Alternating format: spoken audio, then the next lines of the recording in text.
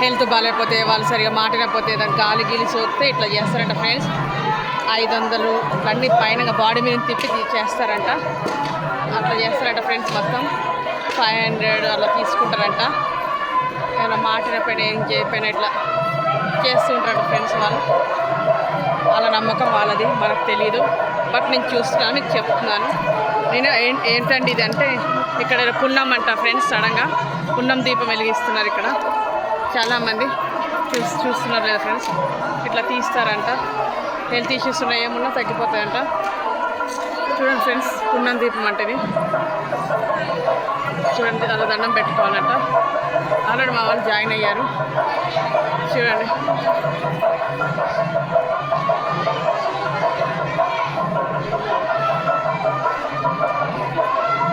చూస్తున్నా ఫ్రెండ్స్.